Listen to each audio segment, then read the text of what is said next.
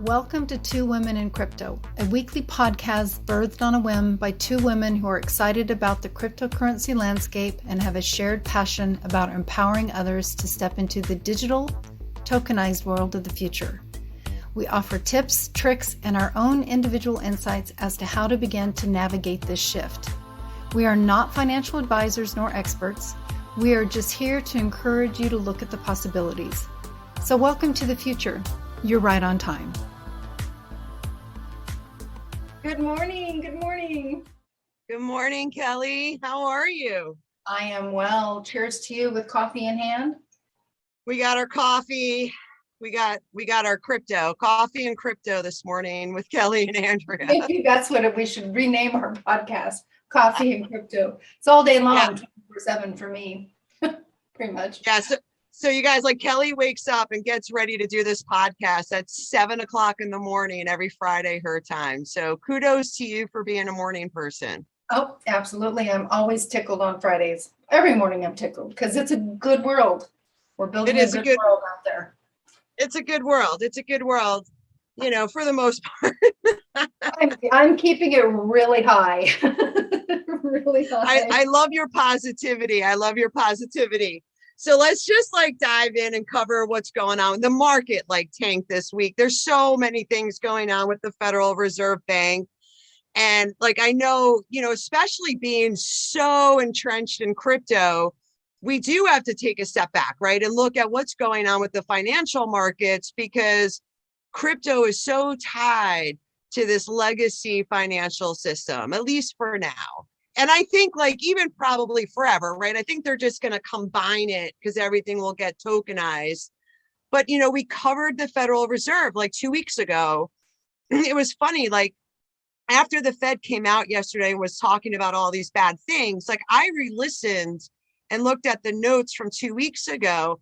And I mean, I got to say, I feel like Jerome Powell pulled the rug on us, because what he said 2 weeks ago and what he said yesterday were different, and when we even go a little bit further back and we look at inflation is transitory and now it's permanent and now it's going to go up. So we have to look at all of these things because it definitely affects the prices of the cryptocurrency market. Absolutely. Everything's completely entwined right now and will be for the next probably couple of years in all reality until things find their stability. Yeah. And again, I think we've been kind of talking about this for the past couple of weeks. It's going to be a bumpy ride. This is cryptocurrency, digital assets, we're tokenizing everything. We're disrupting everything. So the markets are going to go up, they're going to go down. We printed a lot of money. So we have a lot of money circulating in the system. So a couple weeks ago, Jerome Powell's we're going to start to taper, and we're not going to raise interest rates until the taper is done. We're not going to start selling the assets that the Fed has on their balance sheets until the taper is done. So, then he comes out and he says, well, we really need to get inflation under control. So they're looking to accelerate the pace of tapering as they sell their asset prices. So they're looking to have everything done, by the end of March. So if they're looking to sell their asset prices, and I kind of want to talk about this because, again, think about our financial education in school. It's a big fat zero. Right, absolutely. Not being set up for success in that realm. No, definitely. We're not being set up for success. So, as the Fed accelerates this program and they're going to start selling off their asset purchases that they've been buying, well, that affects all assets. What's an asset? A hard asset is gold, silver, Bitcoin, housing, so we want to look at all of these different markets, because let's just say the interest rates go up, the Fed starts selling their assets on their balance sheets, and I have a home equity line of credit on my house. So let's just say I was super irresponsible. I wanted to buy a boat because I lived a mile away from the ocean, and I took a $30,000 home equity line of credit on my house. Well, now my house, which is, let's just say my house is worth 300,000. Well, now my house is worth 150,000. Well, now my loan becomes due. Do you have the money to pay for your loans? And these are some of the things, like if you have these loans, we just want to make sure that we have the collateral to pay for it. Right. Just in case something like this happens, we have to be prepared. Because this is really like a rug pull. I mean, we have a couple months to kind of figure this out. And this is if they do it. The Fed has tried, we know the Fed has tried to raise interest rates and it crashes the stock market. They don't want that to happen. So we'll see. And in all reality, the majority of the population, they don't have the wherewithal to cover those debts. They don't. I mean, we are not a society that has been built on fluidity. It's always been a debt-driven society. No, absolutely. And I know, like, during the holiday season, 1 out of 3 Americans went into $1,000 in debt to buy their family and friends Christmas and holiday presents. And like, this isn't the time for that. You know what I mean? But here we are. On that note, just real quick, overwhelmingly, I heard from a number of people who absolutely chose to forego Christmas this year because of that, which I thought it was actually nice to hear that decision was made from their standpoint versus leaning into the pressure from society as far as, or the ads or whatever the case may be, that they were able to look at it and say, you know what, we're going to take a year off. Let's just take a year off and enjoy each other's company. I know we're past holidays, but it was really important for me to hear that other people were doing that, because I think that's something that I think will become more of a common thing for a myriad of things moving forward. No, absolutely. Absolutely. Yeah. And again, I think like a lot of people participated in the buy now, pay later app programs. Yes. Yeah. So, we definitely want to keep an eye on that. But again, the fear that Jerome Powell and the Federal Reserve Bank created by saying 3 hike rates now, we're looking at 3 hike rates this year. So, these are things we want to look into. And it doesn't just affect people that live in the United States. And this is another thing I didn't know. But, you look at Turkey. When you get paid, like if we lived in Turkey, we would get our paycheck and we would quick run to the bank and get dollars, and United States dollars, because Turkey's at high inflation. So it's the same thing. It's just like if they're tightening the monetary system, it hurts everybody. And I'm not saying it's right or wrong. We never should have created all this money in the first place. You know what I mean? Like we're kind of like pushed up against the wall. We either raise the interest rates, let housing and the stock market crash so inflation goes down, or we don't raise interest rates and inflation's going to keep going up. So no matter what we do, we lose at this point. So this, again, this is kind of where we're at. But the best thing that we can do is try to get out of debt. Just try to get out of debt.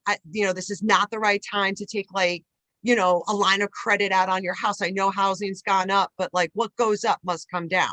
Same thing in crypto, right?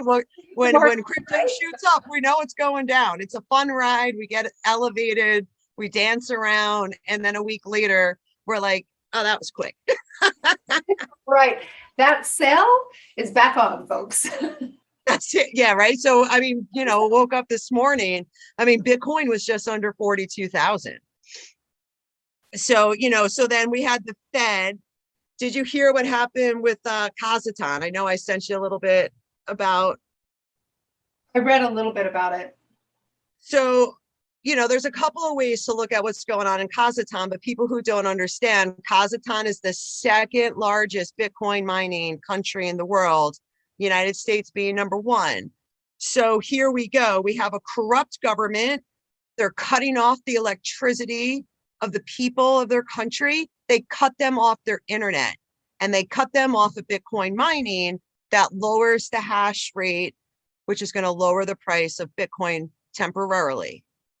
But that's another factor, So these are just some things that we want to like keep in mind. And when there's so much instability, it's more than just owning crypto. And I really want to drive this home. We really do want to have some physical gold and silver, you know, and it's just, we're hedging against all these things that could possibly happen. Yeah, absolutely. And we'll include some links on that. I think that's a really important piece on where you can obtain gold and silver, because I think it just really depends. You should have a place probably in whatever city you are. I know I have a local place here in downtown Portland that I go to. And it's a really important thing to have those physical assets. I couldn't agree more. Yeah. So let's just keep that in mind. And we want to own a little piece of everything in uncertain times, because none of us know for sure, you know. Now, with that being said, let's talk about some potential good news for humanity, because this is like pretty cool story. Let's talk about Veritasium. Yes, let's do. Right. That was a really interesting deep dive this week. Yeah, we're going to do a deep dive. This is like something new that we haven't covered before. So, you know, Rowan and I were walking around our little town here in Florida, and we bumped into one of our friends. And she's like, "Oh my God, Andrea, I was going to call you. You know, I bought this company. I bought into this company, into this token called Veritasium a long time ago. And I checked the price the other day and I fell to my knees, because she's made, you know, a ton of money and she wants to know how to get her coins off." So she was like, this guy, his name is Reggie Middleton, and Kelli is going to attach the website to the company. I even sent you Reggie Middleton's LinkedIn profile. And I do a lot of research on LinkedIn, because we can't listen to the news, okay? Because if we did, no one will know about Veritasium. No one will know. They're not going to talk about this until they're forced to, okay?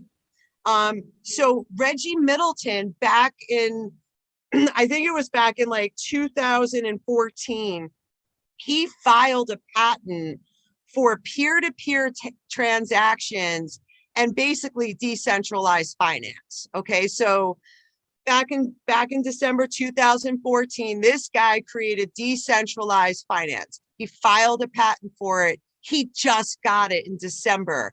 So Veritasium was trading sideways, and you know, it shot up to like 100. I think it went as high as almost $200, and then it comes down. Now it's leveling out, and we're going to wait for that next big wave. But Reggie Middleton, and I'll tell you what happened. I did some background on this story, and it's so interesting.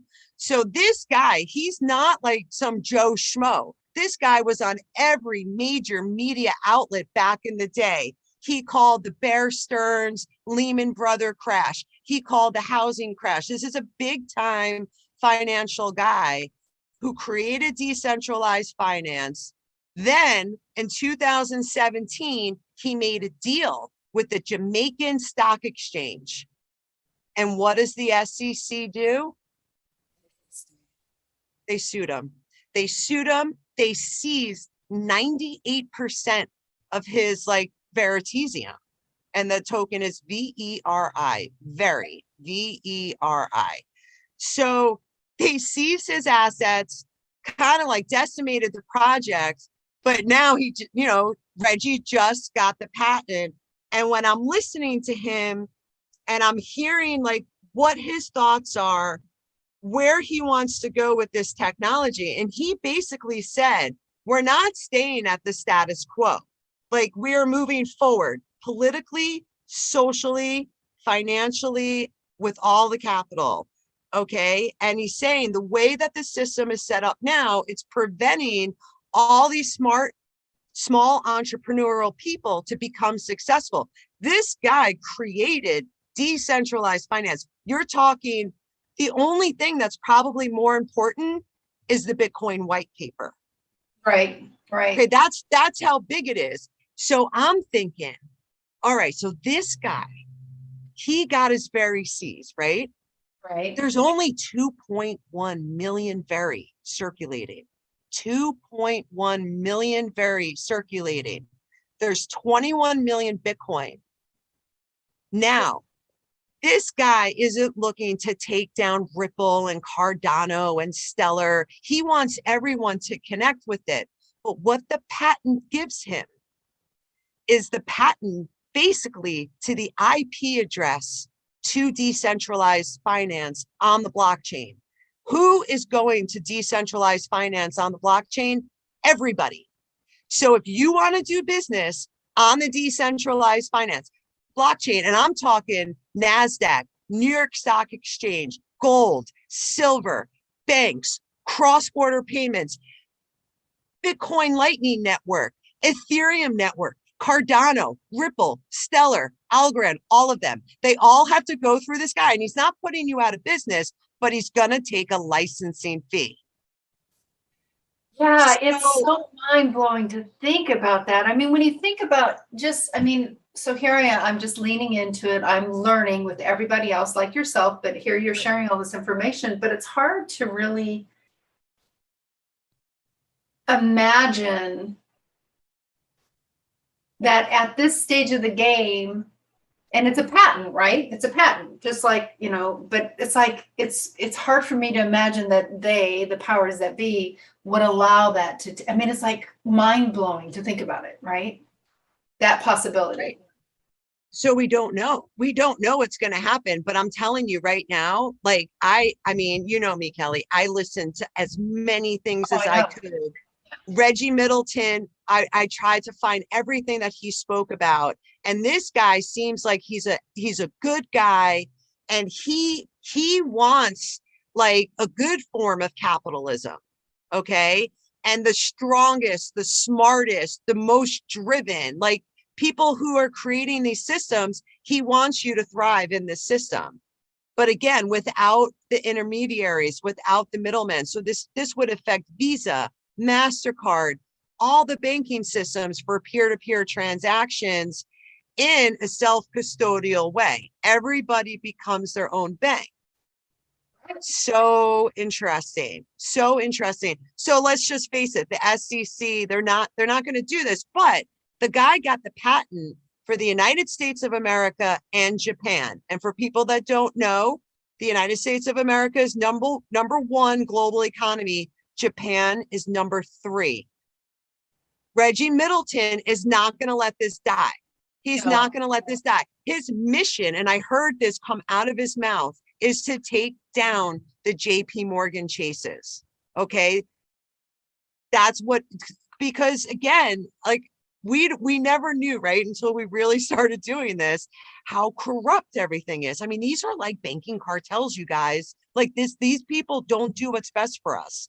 So here we have this guy, and he created this system, and he wants it to be fair and inclusive for everybody. I mean, he was even down, there's a video of him standing down in Nigeria, and he's like, I spoke to all these billionaire families and people who own these corporations, and he wants to take this technology with the wealth of these people and help the people build wonderful infrastructures for Nigeria and all the other countries. He wants to bail out the banking systems. So instead of the IMF bailing out these, like Turkey, we don't know what's going to happen to Turkey, but he's saying temporarily, like they can leverage their software and their technology to stop the crisis and to help these countries like move forward. So he filed the paperwork. Now, legally, JP Morgan, all these banks, they're going to have to file because they're going to have to get this licensure to do business on the blockchain. We'll see how long these people can get away with ignoring Reggie. But again, you're talking the United States government gave this guy the patent, because when you file a patent, it goes through a process. Yes, and I think he mentioned like Homeland Security, a couple of other agencies that are backing him. So I know that there's going to be a ton of people that are listening to this going, okay, well, this sounds really promising. I'm willing to look into the project. If they wanted to obtain it, let's talk about that because it's not an easy one to get right now. It's kind of like the XRP thing, but actually more difficult than the XRP thing. Yeah, and it's a great, I'm so glad you brought that up. So Kelli and I were on the phone for like an hour trying to figure out how to buy this, because there's a exchange called Mercatox, and maybe you can have a link so someone can like sign up. So you can buy Veri on Mercatox, but when you sell your Veri, they charge you one Veri, which is fine, because right now, if you go on MetaMask, like they're charging you $150 to make a trade. And I just keep walking away like all week. I'm walking away. But Kelli and I were trying to buy Veri on Uniswap, and I don't know, they just blocked you. So it's the same thing. This guy, Veritasium, when the SEC took Veritasium to court, they delisted it just like they did to XRP. So you can't really buy it, but you have us, and now you can go to Mercatox. Not financial advice. I don't know if this is going to go to zero, but for me, it's like, this is really like, this could be amazing for human. This could be such a big win for us. And I know it's hard to wrap our heads around it. But there's 2.1 million tokens. Like, that's it for supply. That's it. And currently, currently the trading price is 143.67. So it's not a penny coin by any stretch of the imagination. And just to talk a little bit too about the fee that you speak of, I mean, XRP has that fee too. Big price difference right now. But when you buy XRP in any particular exchange, Uphold or through an Atomic Wallet or through your Safepal, anytime you move it outside of that, they're going to keep 20 coins. Right. I remember you saying that. Yep. They're going to keep 20 coins. So it's not unusual for that to happen. But when you're looking at a price point and they're going to keep a coin when you move it, you're like, eeks. But it's all relative at the end of the day, Yeah. Yeah. And like I said, I mean, there's so many coins, there's so many projects. But again, like, what I like about this is that, this guy did more than like create a token. Like, he built a software package that can it'll disrupt all the financial markets across the board. So how do you compare it to XRP? So, so here's the thing. So let's say Ripple is going to do cross-border payments for all the foreign exchange for SBI. This is a good one. SBI is in Japan. Now, Reggie has a patent in Japan. So Ripple needs to register for that license in order to do business. They're not telling Ripple, hey, you can't do business, but you have to be licensed. So they pay a fee, like a yearly fee, or however they, it's like a subscription. If you want to subscribe and you want to, put your coins and put your blockchains on decentralized finance, you need to get this licensure. So it's like, you want to play, you got to pay. And this guy, Reggie, is a businessman. He's a super smart guy, So again, it's like, it's not going to really like take down, like, I know like some people are just like, Stellar and all these other cross-border payments are going to go away. That's not what Reggie wants. It's like, he owns the IP address. So think about it. Every time we do like a search in Brave browser, we're putting in an IP address, intellectual protocol. I think that's what IP stands for. He owns that. He has the patent for that, for decentralized finance. Like, this is so big. Okay. All right, there you go. Kelly's just shaking her head. Yes. Like, oh my God. Oh my God. So again, like, he wants to run this software package on all of the stock exchanges using Veritasium.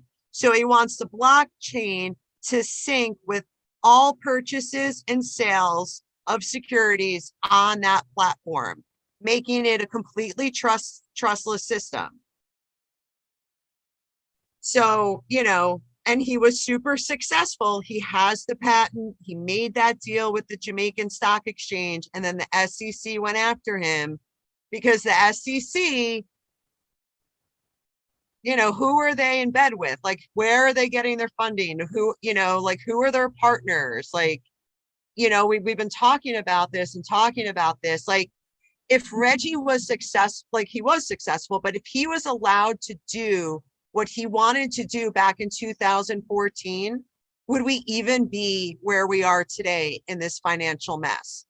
Like, I heard him say, think about if Ripple was able to be providing their on-demand liquidity for the past, since 2014. So for the past like 7-8 years, like, think about the money it would have saved people. Yeah. So again, right. So the SEC once again is hurting the average person, hurting the immigrants, hurting people that do cross-border, transfer payments to their families outside this country. Like, it's, this is big. This is like a big win for the average person, whether we understand it or not. It's a big win. Right. Well, it'll be interesting to track this now that it's in our awareness, because I obviously wasn't familiar with any of it. Well, yeah, I mean, and it's, and again, it's kind of hard to really just wrap our head around it, because it's like, you're talking about Veritasium being the bridge for centralized and decentralized platforms, lending platforms, yielding, staking. Everything is going to need to have this license. Well, they sure are keeping it very quiet. Just the fact that there's like, you don't see it in the mainstream crypto news at all. The fact that he just received the patent in December, it's not like anybody picked up on this and made a big thing about it. It was very much low key, under the radar. So it'll be interesting to see really what takes place. Yeah, hardly anyone knows. I wouldn't have known about it if I didn't bump into my friend. I had no idea that, Reggie Middleton was able to get this patent. And again, we're bombarded with information, and like the news, forget, they're worthless. Like, all they're doing is, it's like, how can we scare the people today? They're not telling us, hey, we got this company, we got this great guy that's looking to transform our financial system to make it more fair, more secure, more scalable, and everyone gets to participate in the piece of the pie.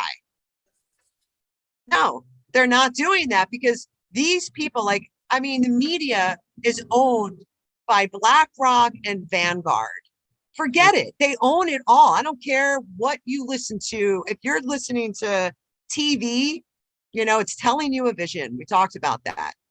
And they have their vision. They have a strategic plan, a design. They already know what their plan is. Right. So we need people like Reggie. We need people like Charles Hodgkinson. We need these folks that are just like, no, we're doing this. You crazy people, you've been in charge. You've been in power for all of these years, and look at the amount of people that are suffering. And how cool, it gives you so much faith. And I believe in this, and I pray every day. I'm holding that intention. I'm holding space around this, because this is really, really, really big. Well, and that's why you and I are both so heavily, I don't want to say heavily, well, why we're so heavily involved in the crypto markets, because we see the potential of what the future can really look like if everybody does what they should be doing. If everybody gets into their integrity and does the right thing, this is really key. It's the future for everybody. Right. And maybe it's going to be something like, I heard Brad Garlinghouse speak, and, Brad Garlinghouse is the CEO of Ripple. And he's like, they're not looking to take down these systems. They're looking to change them from within, so it's like, get on board, do the right thing. And the other thing is, there's so many people like us, and there's so many young people that are so into crypto. We're going to email our senators, our representatives, and we make them do the right thing. That's what the government of the United States is about. We, the people, tell the government what to do. But if we don't have education and if we don't have any knowledge, how can we tell anyone what to do? You do what you're told. Yeah, no, exactly. And you're right about the younger generations. They're the ones that have really been leading it. And you and I are, well, you're a much earlier adopter than myself, but that's key. You can adopt. We all just need to continue to be in that adoption phase of what really is happening here so that we can get on the train with everybody else. And we're getting there. We're going to get there. Yeah. And we're going to keep that's why we do these videos every single week, because Kelli and I, we sift through all this research, all this information, and we pull, what we feel is like most important to keep on top of. And now, so with that said, so after I called Kelli and I'm telling her about Veritasium, well, she's like, oh, well, you got to look up Dragon Chain. And I'm like, Dragon Chain. And again, like I'm 50, like I just turned 50. Some of this stuff is like nonsense, like when you're thinking about like, this is like a financial system. These names are kind of funny to me. And I just kind of chuckle. But Dragon Chain was created by this guy, Joe Roats. And again, they're not telling you this on the news, but this guy, he got the patent for smart contracts, and it was smart contracts, and what was the other one? I've got to look it up. I have it noted down. I remembered. It was interoperability. And from the beginning, Kelli and I said, all these systems are going to connect and they're all going to interoperate with each other. So we're going to have Ethereum and Polkadot and Cardano and Ripple and the Flare network and the Bitcoin network, all of them, they're all going to talk to each other. They're all going to connect. And Dragon Chain has the patent on this. Yes, they do. Oh my God. But nobody talks about Dragon Chain. You never hear anything about it. And I come from a very esoteric lens. So where I'm always looking for coins that have a significant meaning to me in that realm. And dragons have a significant meaning to me in many, many ways. So that's how, and I wasn't the one that located it. It was Jeremy. So yeah, I mean, Dragon Chain, it's another one, and it is available through KuCoin.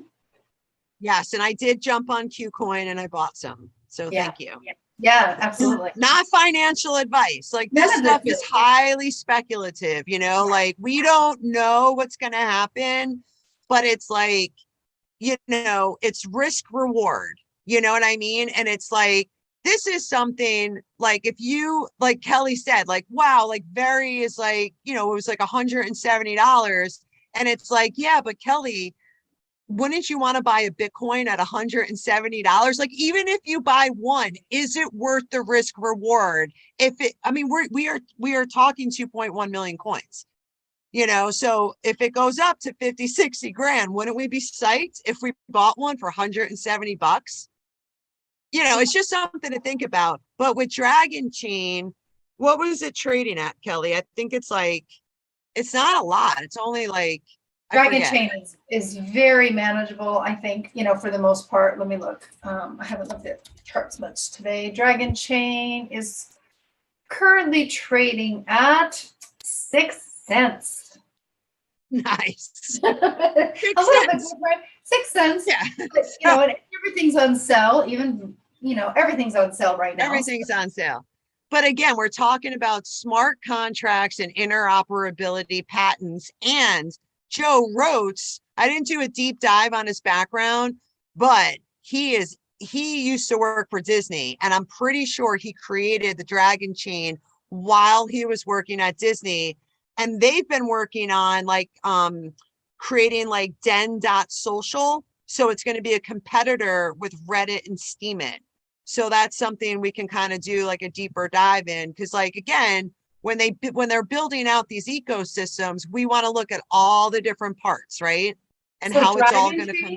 Dragon Chain is working on this piece. Is that what you're saying right there? Or just, interesting. Okay. Yep. And, you know, and again, it's like these companies do good things. Like, you know, you look at Stellar. Stellar does good things, but they're also part of the central bank digital currency. And it's the same thing with Dragon Chain. They do the Kobe Pass. Algorand does the Kobe Pass. Not everyone believes in this. So there's good and bad in all these applications. And I look at all of these tokens as being neutral. And we, the people, make these people do the right thing, you know? So we just have to stay on top of it and just, you know, we're kind of going with the flow. We're going to be super flexible. And again, we just want to educate these people and educate ourselves to make sure that this technology stays decentralized. If these people win, our new system will be 100% centralized because Reggie will make sure. And like, think about it. Like, just to go back to Veritasium, I know I'm jumping all over the place. I took like 18 pages of notes, right? So let's just say the SEC holds all of these Veritasium coins and they want to sell them. Right. They can't sell the coins because they need the license from Veritasium. And Reggie's going to be like, up yours. You're not, no, I'm not, you can't do it. So there's only 2.1 million. It blows my mind. Like one day we can wake up and be like, who knows? It's so much fun. It is fun. And, you know, just real quick, I think it's really important. Again, this is not financial advice. That's not what we're here to do, but we are here to help share knowledge and understanding of what's happening out there. And every individual really needs to lean into any particular project to see if it's in resonance with you. I had people pull out of their positions of XLM for various reasons last week. And it's okay. There's no right or wrong. And we're not on any side of the fence. We're just saying these are what the possibilities are. Not all projects are going to be in alignment with you when you look at it. But like you just said, Andrea, there's so many aspects of these, like Algorand and all these passports and things that people are doing. You have to decide what you want to do. And there's no right or wrong way to approach it. There really isn't. So again, just for your information, that's what we're here to do. Yeah, definitely. And again, you know, and Kelli and I spent like all week going back and forth. And now we're talking about, you know, if you look at the Veritasium website, they're doing a really big project with the Hex token. And Richard Hart is the person who created Hex. And I listened to him as much as I could, and my energy was drained and I had a headache. I'm not going to lie. Like the guy seems like, you know, and again, maybe he's just beaten down. Like these are not people that are welcome, you know, with the big banksters and the central banking companies. Like they're these, they do for sure. So basically what this guy did is he created this platform that's going to be like the new bond market. So you go to the bank and you're like, well, if I can put $10,000 in this CD and I lock up my 10,000 for a year, I'll get 5% interest. Wouldn't that be nice if they actually did that? Because it's not 5%, but let's just say it was 5%. But what this guy's doing is you lock up your Hex tokens. And I mean, I think if you lock them up for 5 years, you get 40%. Yeah, you sacrifice them. He calls them the sacrifice of your Hex. Yeah. Yep. Yeah. The pulse chain. Right. So the pulse chain and Hex, I think they're different. So the pulse chain is going to be like Uniswap. So that's going to be the deep. Yeah. So right now, and again, this gets super technical, but you can sacrifice Hex, Ethereum, a bunch of different tokens in hopes of receiving your Pulse X tokens. That was my understanding. And it is what it is. It's taken me a while to lean into it. I mean, I've known about the Pulse and the Hex coin now for probably about a month and a half or so, and I have really had to lean into whether or not I wanted to participate. One of those energetic things. But it is an interesting, and boy, has he ever raised a lot of money. He is this first sacrifice stage. I think 2.1. I don't know what it was. It was huge. Yeah. and we'll, I think it's worth a mention. And again, like we spoke about, two really big projects. I don't want to start losing people, but maybe that's something we'll continue to follow it and continue to do a deeper dive and, make some decisions. But real quick though, because I'm checking the time here. I want to do a follow-up on the phone. I bought an Above phone, which is it's a Google Pixel 3 I got. So I got like the cheapest one because I want to try it out. And it's through Above phone. And big shout out to Ramiro Romari. So he actually walked me through setting up my phone this week. And what a fun time I had with these folks, like the staff and everything. They were awesome. I highly, highly recommend this phone because like I had no idea. So I can actually go on YouTube and listen to all the guys. Like I listen to Digital Perspectives with Brad Kimes, a digital asset investor. I get a lot of my news and then I do my research. And he's like, yeah, so you can they created their own app called like Pipeline or something, and you click on it and it brings you right to YouTube and you can listen to everything anonymously. And they don't collect your data because it's built into the phone. So you can't like anything, you can't subscribe, but you can, everything is encrypted and everything is 100% private. This guy is so knowledgeable. He's dedicated like so much of his career to like, I think he does this thing called like Take Back Our Tech. So it's like hashtag Take Back Our Tech. And they're part of like the greater reset. So like I talk a lot about Klaus Schwab and the Great Reset. So these guys came together and started the greater reset. So again, I think the phone was $300 or $350. You pay to get it. Like, I popped out my SIM card and they're so patient with me. And, you put it in, they walk you through the whole thing.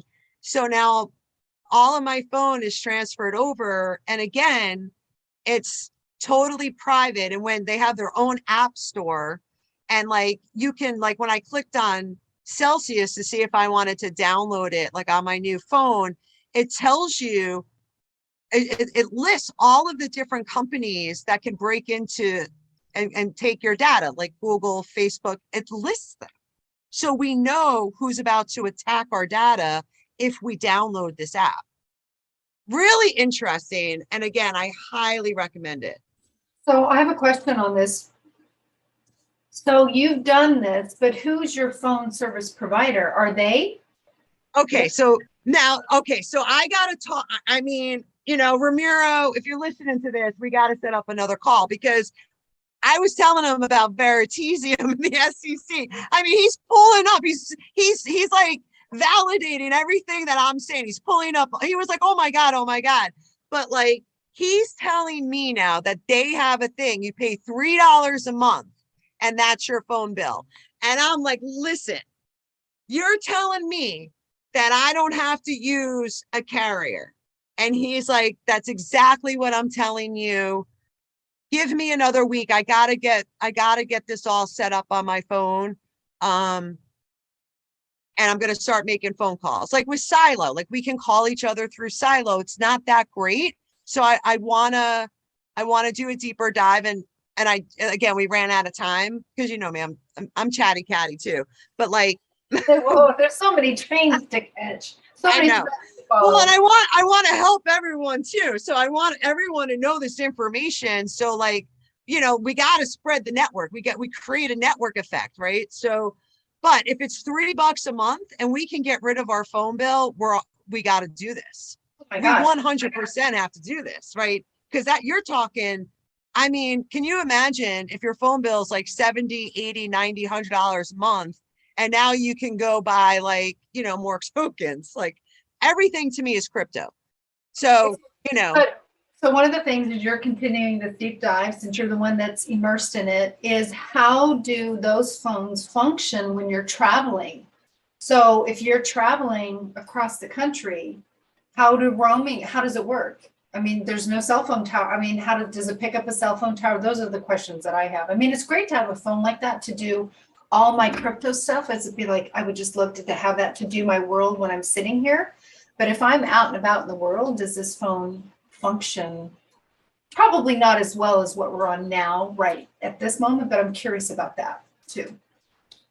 Yeah, I'm so curious about it. So like I said, I'll follow up and I'll start testing it out. But again, just from like a security standpoint, and the phone is great. It's an Android. It's totally different from an iPhone, but I'm not super techie when it comes to phones. I don't really care about phones. I just want to be able to talk to someone, send someone a text.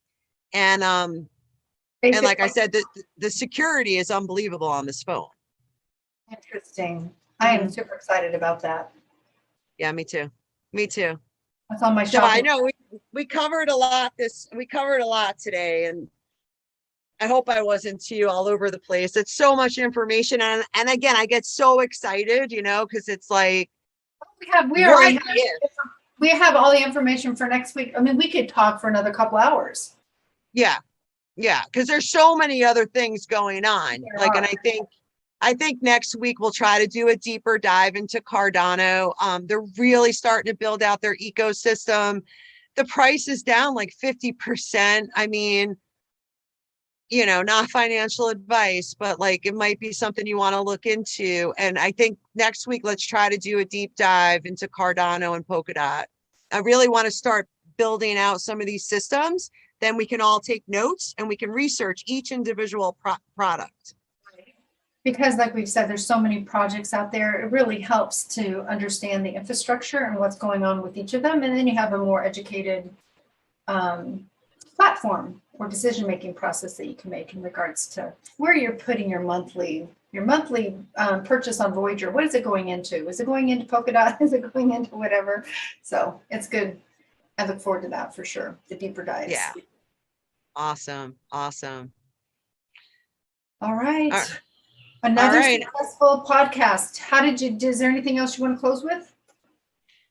No, I think this is it. I think, let's do some research, look up Reggie Middleton. He's got his own YouTube channel. He's got his own website. And if anybody sees Veritasium, I don't think it'll be on mainstream, but I've been telling people that watch TV, I'm like, if you hear Reggie Middleton, Veritasium, please reach out. Let us know.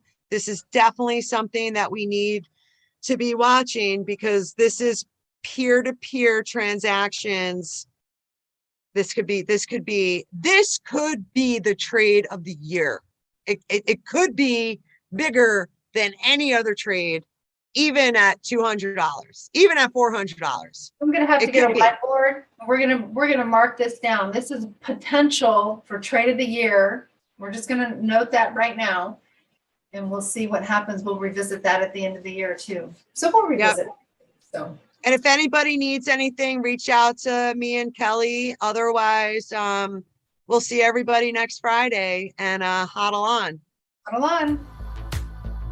Your hosts for Two Women in Crypto are Andrea Caldiero and Kelli Lair. Andrea can be reached at digitalcoach@protonmail.com, or you can find her on LinkedIn at Andrea Caldiero. Kelli runs two programs related to cryptocurrency. The Future in You Cryptocurrency Group for Women, which can be found at new72media.com/thefuture, and The Gateway to Crypto, The Magic of Blipnir, through the Northern Gateway at thenortherngateway.org/cryptocurrency.